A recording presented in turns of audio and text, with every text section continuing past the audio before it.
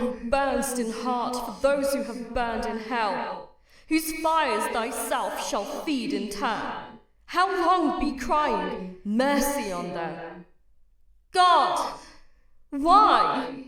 Who art thou to teach and he to learn? In the church of St. Barnabé, Vespers were over. The clergy left the altar. The little choir boys flocked across the chancel and settled in the stalls. A Suisse in rich uniform marched down the south aisle, sounding his staff at every fourth step on the stone pavement. Behind him came that eloquent preacher and good man, Monsignor C. My chair was near the chancel rail. I now turned toward the west end of the church. The other people between the altar and the pulpit turned too. There was a little scraping and rustling while the congregation seated itself again. The preacher mounted the pulpit stairs, and the organ voluntarily ceased. I had always found the organ playing at St. Barnabé highly interesting. Learned and scientific it was, too much so for my small knowledge, but expressing a vivid if cold intelligence. Moreover, it possessed the French quality of taste. Taste reigned supreme, self-controlled, dignified, and reticent. Today, however, from the first chord I had felt a change for the worse, a sinister change. During Vespers it had been chiefly the chancel organ which supported the beautiful choir, but now and again, quite wantonly as it seemed, from the west gallery where the great organ stands, a heavy hand had struck across the church at the serene peace of those clear voices. It was something more than harsh and dissonant, and it betrayed no lack of skill.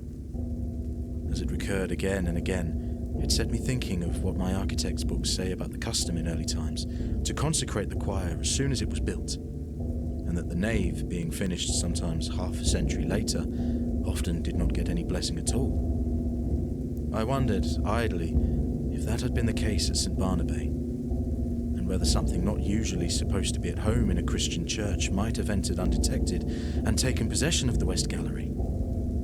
I had read of such things happening too, but not in works on architecture.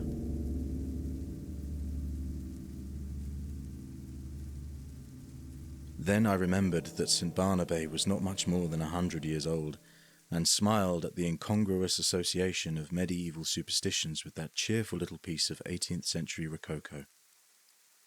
But now Vespers were over, and there should have followed a few quiet chords, fit to accompany meditation while we waited for the sermon. Instead of that, the discord at the lower end of the church broke out with the departure of the clergy, as if now nothing could control it. I belong to those children of an older and simpler generation who do not love to seek for psychological subtleties in art, and I have ever refused to find in music anything more than melody and harmony. But I felt that in the labyrinth of sounds now issuing from that instrument, there was something being hunted. Up and down the pedals chased him, while the manuals blared approval. Poor devil, whoever he was, there seemed small hope of escape. My nervous annoyance changed to anger. Who was doing this? How dare he play like that in the midst of divine service?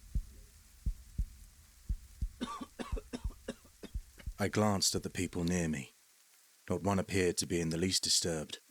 The placid brows of the kneeling nuns still turned towards the altar, lost none of their devout abstraction under the pale shadow of their white head dress. The fashionable lady beside me was looking expectantly at Monsieur C. For all her face betrayed, the organ might have been singing an Ave Maria. But now, at last, the preacher had made the sign of the cross and commanded silence. Silence in the church! I turned to him, gladly. Thus far I had not found the rest I had counted on when I entered St. Barnabé that afternoon. I was worn out by 3 nights of physical suffering and mental trouble. The last had been the worst, and it was an exhausted body and a mind benumbed and yet acutely sensitive which I had brought to my favourite church for healing, for I had been reading The King in Yellow.